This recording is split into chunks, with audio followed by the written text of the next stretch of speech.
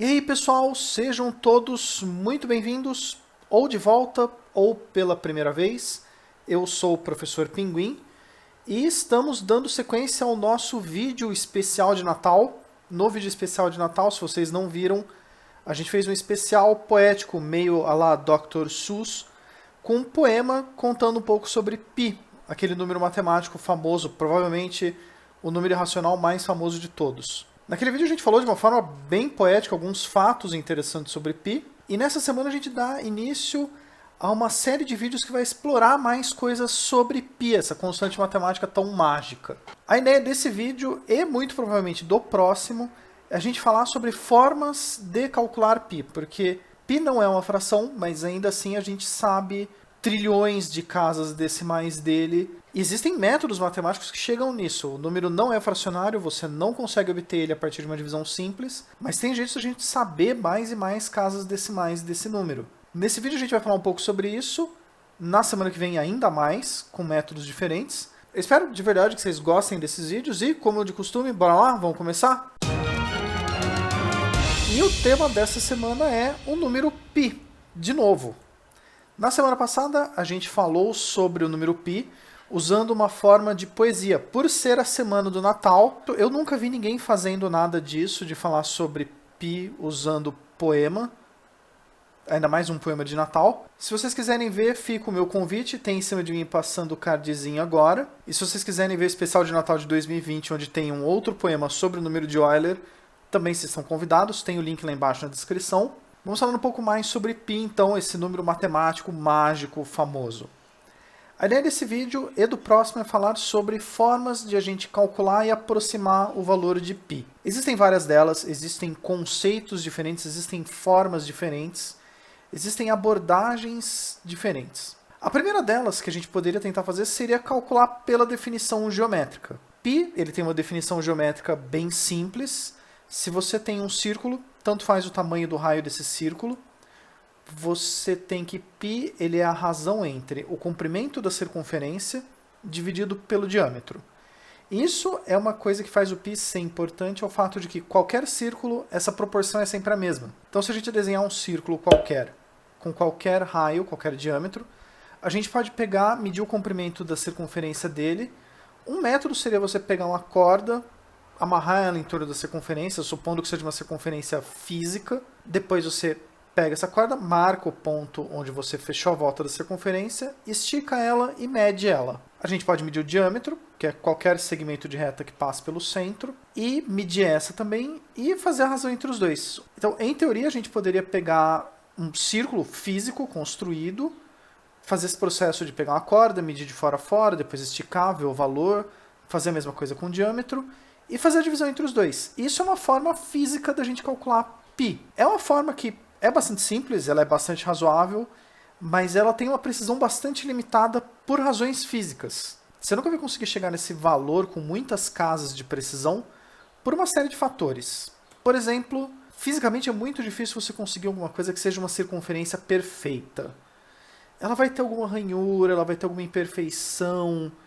É muito improvável que você consiga uma circunferência perfeita fisicamente. Mas mesmo que você consiga, a espessura da linha que você usa, ela vai interferir no resultado. Porque qualquer linha que você obtenha fisicamente, essa linha tem uma espessura e essa espessura interfere no resultado. Além disso, quando você mede qualquer distância fisicamente, você nunca vai conseguir uma precisão muito grande. Você está limitado à precisão do seu aparelho de medição. Então, mesmo que você use uma régua milimetrada, um microscópio, um nanômetro, você tem uma precisão de até onde você consegue medir isso com precisão. E mais um fator, que é um pouco mais matemático do que físico, como π é um número irracional, você não consegue representar ele como uma divisão entre dois números inteiros. Matematicamente, isso implica que ou o seu diâmetro, ou o seu comprimento, ou, dependendo do caso, os dois, podem ser números irracionais.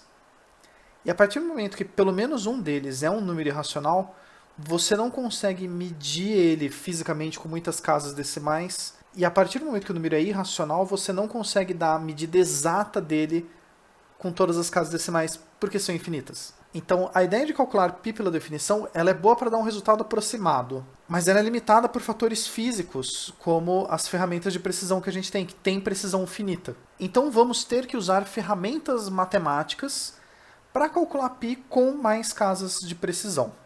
A primeira delas, mencionada no vídeo poético de Natal, é usando um processo chamado séries. E essa é uma das formas mais básicas de você calcular π com uma precisão muito grande. E a gente vai usar uma coisa que é a série de uma função chamada arco tangente. Para aqueles que não conhecem ou para aqueles que não lembram, alguns lembretes sobre a função arco tangente. Arco tangente é uma coisa que o nome meio que é autoexplicativo, assim, é o arco cuja tangente vale. O resultado de arco tangente é um ângulo, que em matemática a gente costuma medir com radianos. Se θ ele é um ângulo cuja tangente vale x, a gente diz que a tangente desse ângulo θ é x, e uma consequência disso é que θ é o arco cuja tangente vale x. E a gente apresenta isso dessa forma. θ é o arco tangente de x.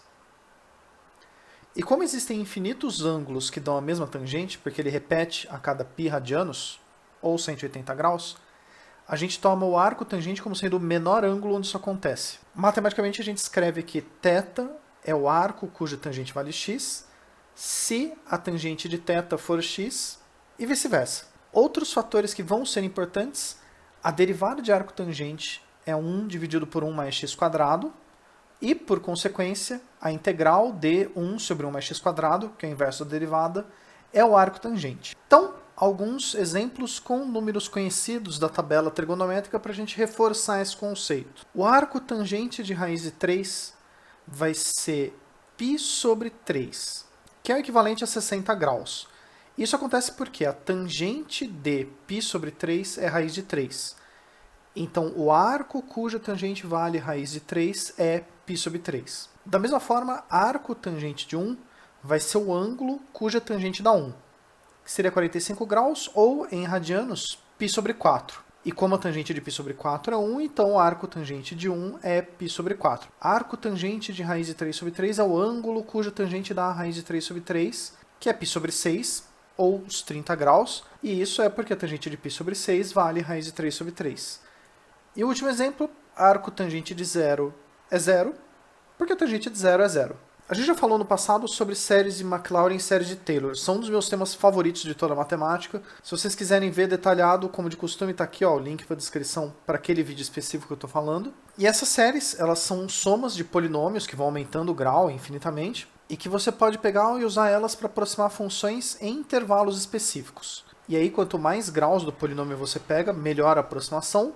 Na teoria, se você usar infinitos graus, você tem uma aproximação perfeita, com erro zero, desde que a função convirge naquele ponto, que ela não vá para infinito. E aí a ideia é que se você tem uma função conhecida, você pode usar uma série para calcular valores aproximados ou exatos dessa função, se você tiver paciência de calcular os infinitos termos, em intervalos específicos. A série, sem dúvida, mais famosa de todas, em toda a matemática, mais importante de todas, é a chamada série geométrica, que é uma versão expandida daquilo que vocês aprendem como soma de PG no ensino médio. Isso já foi falado, vamos deixar mais um card aqui, porque não, né?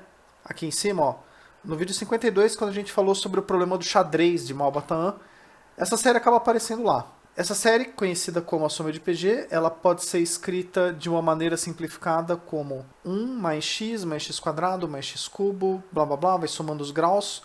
Se você fizer isso infinitas vezes, o resultado total é 1 dividido por 1 menos x, desde que o x esteja entre menos 1 e 1. Esse valor x a gente chama de razão, que é a razão da PG, e a gente pode escrever isso usando uma notação de somatório. Nessa notação a gente diz que a soma de todos os x elevado a qualquer n, contando de x elevado a 0, que é 1, e subindo x a primeiro, x ao quadrado, e vai somando isso até infinito, vale 1 dividido por 1 menos x. E aí, usando isso como base, a gente vai deduzir coisas que vão chegar em π. Parece muito que não tem nada a ver, mas é impressionante como esse caminho chega lá.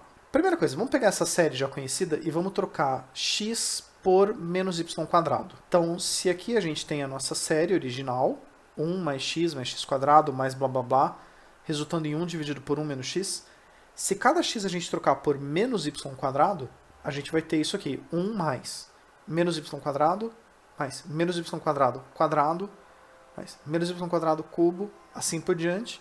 E o resultado dessa soma é 1 dividido por 1 menos y². Aí fazendo as operações, lembrando que coisas elevado ao quadrado, elevado à quarta ficam positivas, a gente vai ter 1 menos y² mais y² menos y6 mais y8 e assim por diante. Esse menos 1 elevado a n representa a troca de sinal. E o resultado é 1 dividido por 1 mais y². E essa expressão é, como foi visto lá no começo do vídeo, a derivada de arco tangente. Então, se a gente pegar essa expressão e integrar os dois lados, fazendo a integral desse polinômio é igual à integral desta função, se uma coisa é igual à outra, a integral da primeira é igual à integral da segunda, e aí a gente pode resolver a integral dos polinômios. A integral de 1 é y, de y² é y³ dividido por 3, de y² é y5 dividido por 5. A ideia básica é que a integral de y elevado a um trocinho é y elevado a trocinho mais 1 dividido por trocinho mais 1. E do lado direito a gente tem arco tangente. E aí, escrevendo isso de uma forma mais simplificada, a gente tem uma expressão que permite que a gente calcule arco tangente como uma soma de infinitos termos. Dá pra gente provar matematicamente que qualquer valor entre menos 1 e 1, incluindo o menos 1 e 1, essa coisa converge. Não vou fazer a prova porque ela começa a fugir muito do que a gente quer chegar no valor de π. Esta soma, os dois lados da equação são iguais se você substituir qualquer número entre menos 1 e 1, incluindo menos 1 e 1. Então a gente pode pegar e substituir y por 1. Se a gente trocar y por 1 nessa expressão, aí aqui onde está y a gente vai trocar por 1, aqui onde está o outro y a gente também troca por 1. Vai ficar com a magia da edição. Eu amo a magia da edição. Essa expressão. Arco tangente de 1 é o ângulo cuja tangente vale 1, que é π sobre 4. E 1 elevado a qualquer coisa é sempre 1. Então a gente tem uma expressão que permite a gente calcular π sobre 4. Ela é esta soma. Nesta soma, se a gente trocar o n por 0, vai ficar menos 1 elevado a 0, dá 1. 2 vezes 0 dá 0, mais 1. π sobre 4 vale. Se a gente trocar o n por 0, 1. Mas aí você precisa somar os outros termos do somatório. Se a gente trocar o n por 1, ele vai ficar negativo por causa dessa troca de sinal. E 2 vezes 1 mais 1 são 3. Então a gente tem menos 1/3. Mas tem que somar os outros termos. Se a gente trocar o n por 2, ele vai ser positivo. Vai ficar 1 em cima. E embaixo vai ficar 2 vezes 2 mais 1, que é 5. Se a gente trocar o n por 3, o sinal vai ser negativo. Em cima vai ser 1. E embaixo vai ficar 2 vezes 3 mais 1, que é 7. E a partir daqui fica bem claro como vai ser o padrão. Vai ser sempre uma troca de sinal. 1 em cima e os números ímpares embaixo. Então o próximo vai ser mais 1/9, menos 1/11, mais 1/13, menos 1/15, mais 1/17. E assim por diante você vai somando isso infinitas vezes. Como o nosso objetivo era determinar o valor de π e não π sobre 4, a gente multiplica todo mundo por 4. E esta expressão é uma expressão que, se você for somando mais e mais termos, isso vai se aproximando cada vez mais de π. E uma coisa muito boa, isso aqui é muito fácil da gente programar, e vendo como essa aproximação vai chegando cada vez mais perto de π. E é isso que a gente vai fazer agora, vamos mostrar um programa com isso funcionando. E aí a gente abre o bom e velho software que acompanha a gente já há quase 2 anos gravando vídeo aqui. E eu programei uma função que eu chamei π aproximação 1. Ela é simplesmente a soma que a gente deduziu, 4 vezes menos 1 elevado a n, para representar a troca de sinal, dividido por 2n mais 1, que são os números ímpares. Um detalhe é que a memória de um computador, não importa quão bom seja o seu computador, a memória é sempre finita. Então eu não posso programar para ele somar infinitos termos. Eu programei para ele somar até k. E aí se eu quiser saber a soma com os primeiros 30 termos, eu vou lá e escrevo π aproximação 1, parênteses 30. Com 800 termos, parênteses 800. Que é o que a gente pode fazer agora. Por exemplo, com 20 termos, a gente tem esse resultado, 3.189. Vamos colocar 500 termos. E aí a gente tem 3,1435, está chegando mais perto. Vamos colocar com 8.000 termos.